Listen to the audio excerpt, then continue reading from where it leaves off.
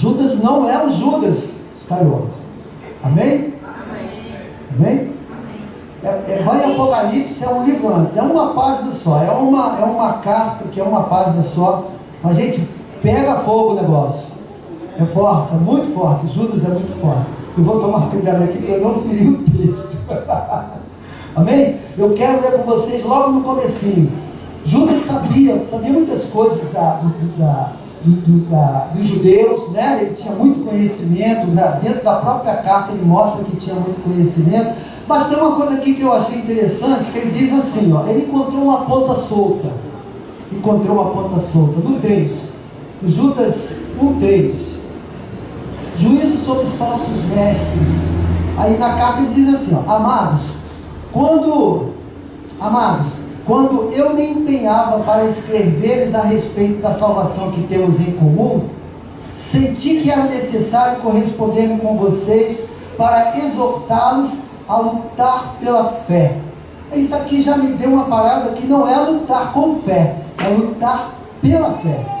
A nossa fé, ela é importantíssima. Muitas vezes a gente tem que entender que o inimigo, ele faz uma tentativa de roubar a nossa fé.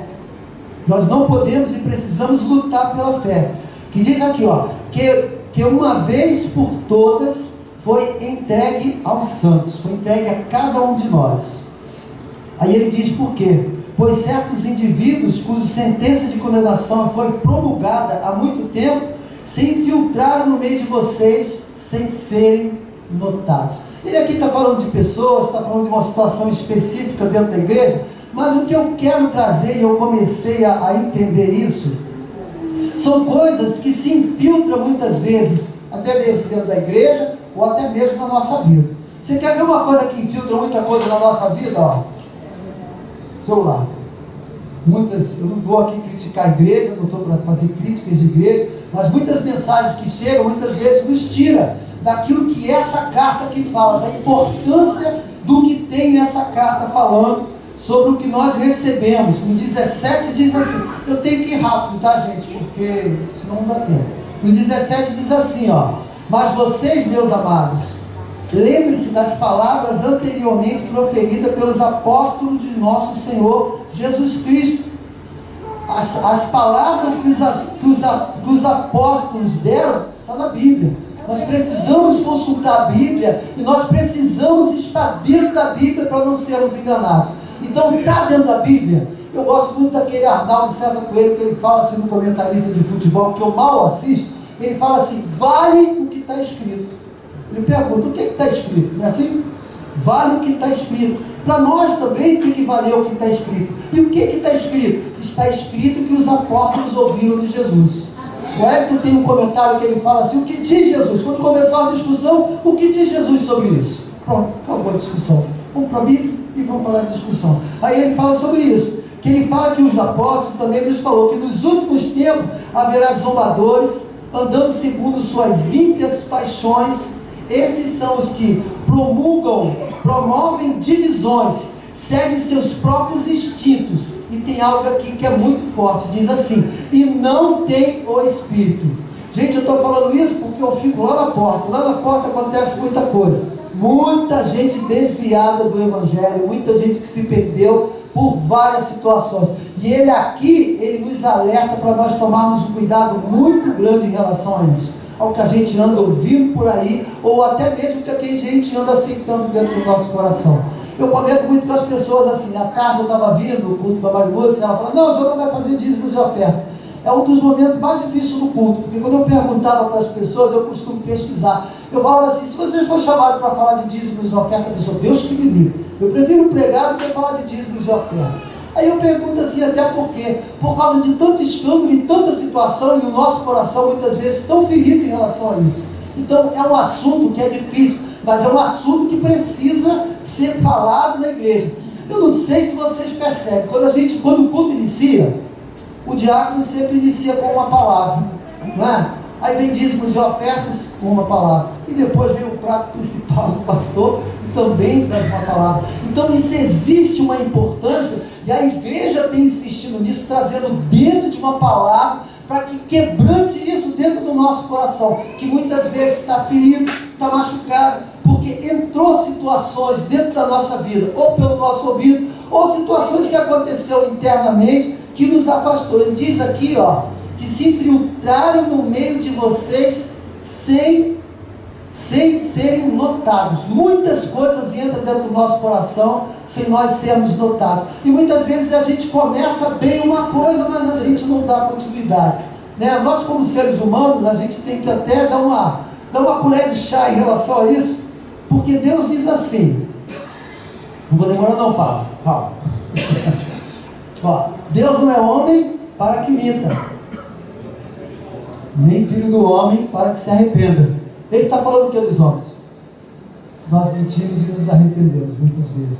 Humanos, somos humanos, claro, né? Mas ele está fazendo essa comparação. Agora ele diz sobre as promessas dele. Caso ele fale e deixe de agir, caso ele prometa ou deixe de cumprir, no finalzinho dessa história, que eu não posso ler essa carta toda para vocês, eu peço a vocês que leiam essa carta. Se não entender, procura o pastor Roberto. Procura os pastores da igreja e fala assim, ó, não entendi isso aqui, explica isso aqui. Tá? A igreja está aqui à disposição disso, e a gente precisa buscar isso também. E essa carta é muito importante. E o nome da passagem que eu vou ler agora é doxologia. Ô nome difícil. Doxologia é glorificação de Deus. Usar frases, orações, músicas, poesias, com a principal finalidade de dar graças a Deus. Agora você vê aqui a afirmação, porque ele falou que a igreja tem passado por uma situação de um combate que muitas vezes a gente não percebe, mas Deus vem e nos resgata. A palavra final, né, a última palavra do Senhor, eu aconselho a vocês que nas últimas palavras de uma conversa que seja muito difícil entre vocês, que vocês tragam uma palavra como se fosse uma doxologia, né? A última palavra é do Senhor. Olha a última palavra que ele escreveu aqui. Olha aqui a afirmativa. Ele diz assim na doxologia, no 24: e ao Deus que é poderoso para evitar que vocês tropecem e que pode apresentá-los diante da sua glória com grande alegria. Deus nos apresenta diante da sua glória com grande alegria. É Deus que nos entrega Jesus, porque Jesus é o caminho, Jesus é a glória de Deus. Amém? E ele faz isso com grande alegria. E ele nos garante, ó, ele diz assim: e ao Deus que é poderoso para evitar que vocês tropecem e que pode apresentar, não é poderá não, ele pode apresentá-los diante da sua glória com grande alegria, a esse que é o único Deus, nosso Salvador, mediante Jesus Cristo, Senhor nosso, seja a glória, a majestade, o poder e a autoridade. Agora, gente, presta atenção nesse final, que ele vai falar de eras, o agora e a eternidade. Ele fala de 3 tempos aqui. Agora presta atenção, por favor. Antes de todas as eras, eu estava pesquisando na internet, a ciência conhece 4 eras, né? A era tem os nomes, eu não quero falar os nomes aqui, mas tem os nomes. Ele diz assim, ó, antes de todas as eras, antes de todo conhecimento limitado do homem, o agora, esses dias, tá? E ele fala também sobre a eternidade. Esse é o único Deus, nosso Salvador, mediante Jesus Cristo, Senhor nosso, seja a glória, a majestade, o poder e a autoridade. Isso tem sido dado a Deus antes de todas as eras, o agora e por toda a eternidade. É a esse Deus que nós servimos. É diante desse Deus que nós estamos presentes. Então, com segurança e firmeza, porque a doxologia, ela nos passa uma firmeza em relação a isso. Ela não diz que poderá, que talvez seja, ela diz que é. Ela diz o que Deus é. E a passagem que eu li para vocês diz que Deus não é homem para que minta.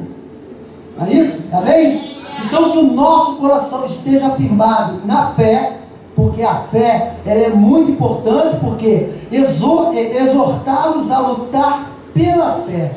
Lute pela sua fé. Não deixe a sua fé ser arrancada de você por situações que muitas vezes vêm do teu ouvido, ou muitas vezes é do teu próprio coração, as tuas guerras internas, as tuas limitações. Volte-se para Deus e procure como uma doxologia, como a última palavra do Senhor. Amém? Aqui tem uma outra, por favor. Aqui, tem uma outra aqui, ó. Conselhos finais, vou ler para vocês aqui. Gente, essa carta aqui é muito linda, gente. Isso é muito tremendo. Isso é muito tremendo. Ó, conselhos finais, ele diz assim, no 20, ó. Mas vocês, ele nos leva às águas tranquilas, né? Deus é bom demais. É misericordioso demais. Ele diz assim, ó. Mas vocês, meus amados, edifiquem-se na fé santíssima que vocês têm. Essa fé santíssima Ele já nos deu. Muitas vezes a gente tem um negócio meio estranho em relação à loteria, ou às vezes até o nosso coração pode ser tomado, ó, vamos fazer uma fezinha. Mas gente, isso é a fezinha. O que ele está falando aqui é da fé santíssima, é da fé de Jesus. Jesus é o autor e consumador da nossa fé. Não tem nada a ver com essas coisas aí fora em relação à fé, não. É a fé para crer no Filho de Deus. É a fé para crer na sua vinda, na sua morte e na sua ressurreição.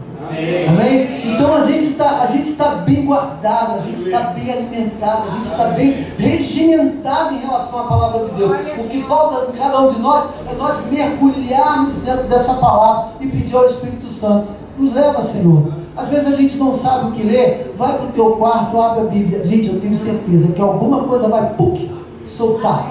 O Espírito Santo vai te guiar, vai te mostrar, porque o próprio Jesus, ele fala sobre isso. Ele fala que nos deu o Espírito para que ele nos ensine e nos faça lembrar. Como é que você vai lembrar de uma coisa que você não leu, não viu? Então você tem que procurar ver. Amém? A minha palavra em relação a dízimos e ofertas é isso. Eu não vim aqui para falar de dinheiro, é o que eu falo toda tarde. Eu falo sobre um coração quebrantado diante de Deus, de um Deus poderoso que pode todas as coisas e que nos chama para ser participante de todas as coisas com Ele. Ele nos chama para ser participante e nos chama para ser participantes também no momento de dízimos e de ofertas. Não venham para a casa do Senhor. Isso é um conselho do meu pai nem era crente. Ele diz, olha, não vá a lugar nenhum e sente-se a lugar nenhum aonde peça uma colaboração e uma ajuda para que você não possa ajudar. Isso fica por minha conta, tá, pastor Roberto? Foi meu pai que me aconselhou. Não venha para a casa do Senhor, traga algo para a casa do Senhor, oferte todos os cultos que você vier, oferte na casa do Senhor e oferte com alegria. Amém? Que Ele quer que a gente faça tudo isso com alegria. Amém? Alexandre não. O Lúcio vai passar os envelopes. Tem os envelopes aí na cadeira.